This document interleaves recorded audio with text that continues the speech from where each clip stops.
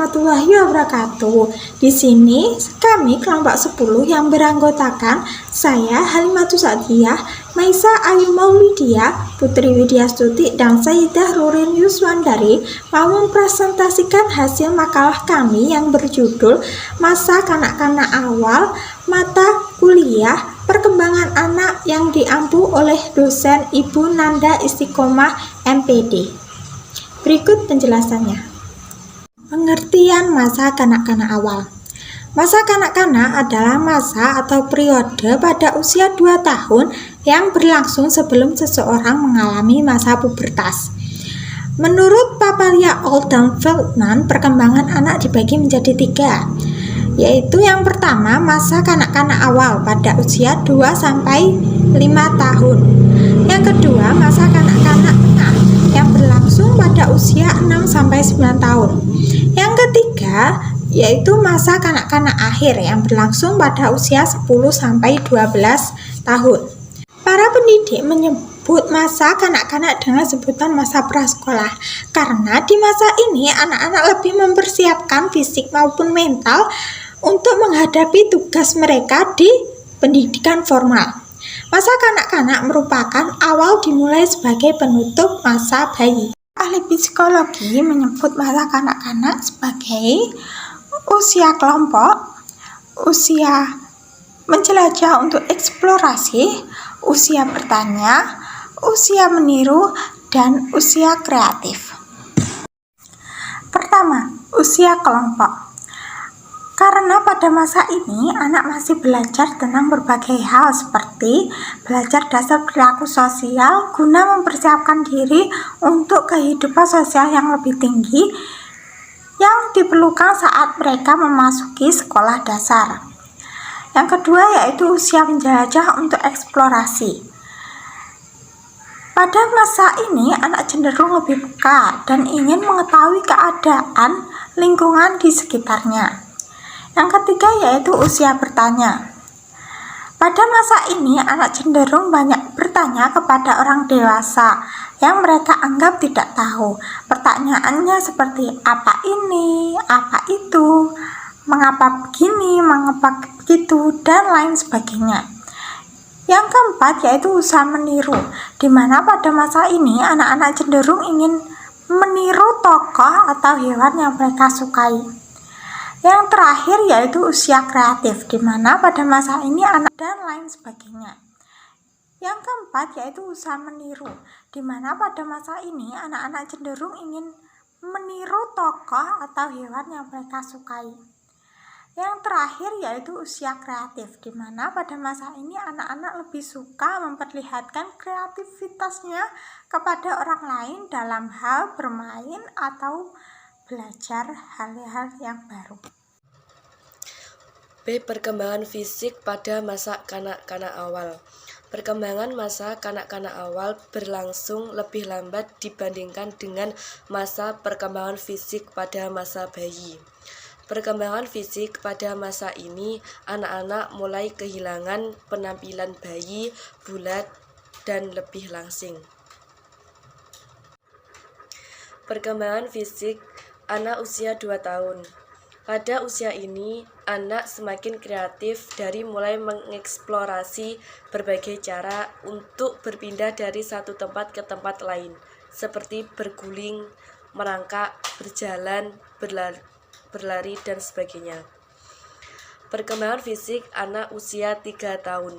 Pada usia 3 tahun, anak sudah menjadi seimbang dan dapat bergerak dengan seimbang. Selain anak mampu berjalan, mereka juga sudah terkoordinasi saat berjalan, berlari, memanjat, dan melakukan aktivitas yang lain yang melibatkan otot besar. Perkembangan fisik anak usia 4 tahun. Pada usia ini, anak terlibat dalam permainan dan aktivitas dalam jangka panjang. Anak sudah terampil dalam berjalan, memanjat, melompat, dan berlari sangat kencang.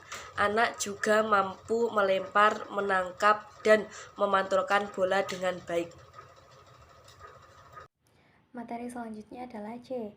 Keterampilan umum pada masa kanak-kanak awal. Pada saat anak-anak mencapai usia taman kanak-kanak, mereka harus sudah bisa mandi sendiri, berpakaian sendiri, atau mengikat tali sepatu sendiri. Nah, pemikirannya sudah mulai berkembang dan berimajinasi. Biasanya antara usia 3-4 tahun, anak dapat mempelajari sepeda roda 3 dan berenang. Usia 5-6 tahun, anak belajar melompat dan berlari cepat, dan mereka sudah dapat memanjat. Keterampilan yang lain yang dikuasai oleh anak-anak adalah lompat tali, keseimbangan tubuh dalam berjalan di atas dinding. Perkembangan fisik anak usia 5 tahun. Pada usia ini, anak lebih mempunyai banyak energi dan akan mencari teman untuk diajak bermain di lingkungan yang aktif. Perkembangan fisik pada anak usia 6 tahun, anak terus menikmati bergerak dalam berbagai cara, meski kemampuan fisiknya belum berkembang maksimal. Anak akan lebih bersemangat lagi untuk mencoba aktivitas dan berolahraga yang baru. Kelima komponen dapat digambarkan dalam 3 variabel, yaitu yang pertama adalah variabel stimulus. Rangsangan yang menimbulkan emosi disebut sebagai variabel stimulus. Terdapat peristiwa sebagai rangsangan bermakna bagi individu yang diterima melalui panca inderanya. Yang kedua adalah variabel respons. Pola sambutan ekspresif atas terjadinya pengalaman emosi itu disebut sebagai variabel respons. Dan yang ketiga atau yang terakhir adalah variabel organismik. Perubahan-perubahan fisiologis yang terjadi saat mengalami emosi itu disebut sebagai variabel organik. Setelah individu menerima rangsangan, proses selanjutnya adalah meneruskan rangsangan tersebut ke pusat syaraf. Yang selanjutnya yaitu poin D, emosional pada kanak-kanak awal. Yang pertama, pengertian emosi. Emosi adalah perasaan yang ada pada diri kita, dapat berupa perasaan senang atau tidak senang, perasaan baik atau buruk. Dalam World Book Dictionary, emosi didefinisikan sebagai perasaan yang sangat kuat seperti perasaan benci, takut, marah, cinta, senang, dan kesedihan. Yang kedua, mekanisme emosi. Yang pertama, elicitors. Yang kedua, receptors. Yang ketiga, state. Yang keempat, expression. Dan yang kelima atau yang terakhir, experience. Yang ketiga, fungsi emosi. Fungsi emosi yang pertama merupakan bentuk komunikasi sehingga anak dapat menyatakan segala kebutuhan dan perasaannya pada orang lain. Sebagai contoh, anak yang merasakan sakit atau marah biasanya mengekspresikan emosinya dengan menangis. Emosi berperan dalam mempengaruhi kepribadian dan penyesuaian diri anak dengan lingkungan sosialnya. Yang keempat, jenis emosi. Yang pertama ada gembira. Setiap orang pada berbagai usia mulai dari bayi hingga orang yang sudah tua mengenal perasaan yang menyenangkan. Pada umumnya, perasaan gembira dan senang diekspresikan dengan tersenyum atau tertawa dengan perasaan menyenangkan. Seseorang dapat merasakan cinta dan kepercayaan diri. Yang kedua, marah.